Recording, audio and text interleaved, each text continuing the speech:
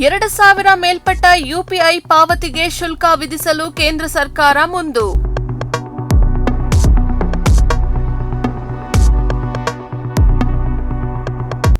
UPI ಮೂಲಕ 2,000 ರೂಪಾಯಿಗಿಂತ ಹೆಚ್ಚಿನ ಮೊತ್ತದ ಪಾವತಿಗೆ ಶುಲ್ಕ ವಿಧಿಸುವ ಕುರಿತು ಕೇಂದ್ರ ಸರ್ಕಾರ ಮಹತ್ವದ ಹೆಜ್ಜೆ ಇಟ್ಟಿದೆ. ವ್ಯಾಪಾರಿಗಳಿಗೆ ಮಾಡಲಾಗುವ ದೊಡ್ಡ ಮೊತ್ತದ ಯುಪಿಐ ಪಾವತಿಗಳ ಮೇಲೆ ಎಂಡಿಆರ್ ಅಥವಾ ಮರ್ಚೆಂಟ್ ಡಿಸ್ಕೌಂಟ್ ರೇಟ್ ಶುಲ್ಕವನ್ನ ವಿಧಿಸಲು ಅವಕಾಶ ನೀಡುವ ಪ್ರಸ್ತಾಪ ಈಗ ಚರ್ಚೆಯಲ್ಲಿದೆ.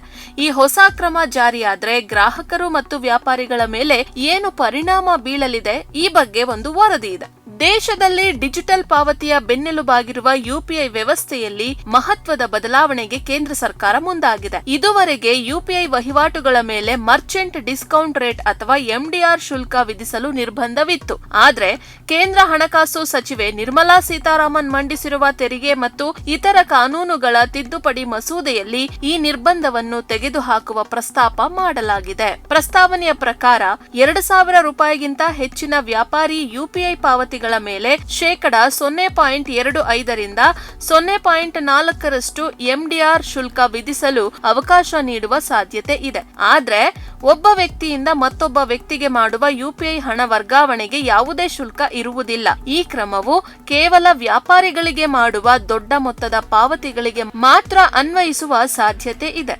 ಸರ್ಕಾರದ ಅಂಕಿ ಅಂಶಗಳ ಪ್ರಕಾರ 2,000 ರೂಪಾಯಿಗಿಂತ ಹೆಚ್ಚಿನ ಯುಪಿಐ ವಹಿವಾಟುಗಳು ಒಟ್ಟು ವಹಿವಾಟಿನ ಮೇಲೆ 5% ಮಾತ್ರ. ಆದ್ರೆ ಅವುಗಳ ಮೌಲ್ಯ ಒಟ್ಟು ವಹಿವಾಟಿನ ಸುಮಾರು 65% ಪಾಲನ್ನ ಹೊಂದಿದೆ. ಹೀಗಾಗಿ ಹಾಲು, ತರಕಾರಿ, ದಿನಸಿ, ಆಟೋ ಅಥವಾ ಟ್ಯಾಕ್ಸಿ ಬಾಡಿಗೆಯಂತಹ ದಿನನಿತ್ಯದ ಸಣ್ಣ ಮೊತ್ತದ ಪಾವತಿಗಳ ಮೇಲೆ ಈ ಕ್ರಮದ ಪರಿಣಾಮ ಬೀಳುವ ಸಾಧ್ಯತೆ ಇದೆ. ಜುಲೈ ತಿಂಗಳಲ್ಲಿ ದೇಶದಲ್ಲಿ 23.7 ಬಿಲಿಯನ್ ಅಥವಾ 2,370 ಕೋಟಿ ಯುಪಿಐ ವಹಿವಾಟುಗಳು ನಡೆದಿದ್ದು, ಅವುಗಳ ಒಟ್ಟು ಮೌಲ್ಯ 29.9 ಲಕ್ಷ ಕೋಟಿ ರೂಪಾಯಿ ತಲುಪಿದೆ. ಅಧಿಕಾರಿಗಳ ಪ್ರಕಾರ ಈ ಪ್ರಸ್ತಾಪ ಯಾವಾಗ ಜಾರಿಗೆ ಬರಲಿದೆ ಎಂಬ ಬಗ್ಗೆ ಇನ್ನೂ ಅಂತಿಮ ನಿರ್ಧಾರ ಆಗಿಲ್ಲ. ಒಂದು ವೇಳೆ ಜಾರಿಯಾದ್ರೂ 95% ಯುಪಿಐ ವಹಿವಾಟುಗಳು ಯಾವುದೇ ಎಂಡಿಆರ್ ಶುಲ್ಕದ ವ್ಯಾಪ್ತಿಗೆ ಬರೋದಿಲ್ಲ. ಜೊತೆಗೆ ಎಲ್ಲಾ ವ್ಯಾಪಾರಿಗಳು ಈ ಶುಲ್ಕ ಗ್ರಾಹಕರಿಗೆ ವರ್ಗಾಯಿಸುತ್ತಾರೆ ಎಂಬುದೂ ಕೂಡ ಖಚಿತ ಅಲ್ಲ.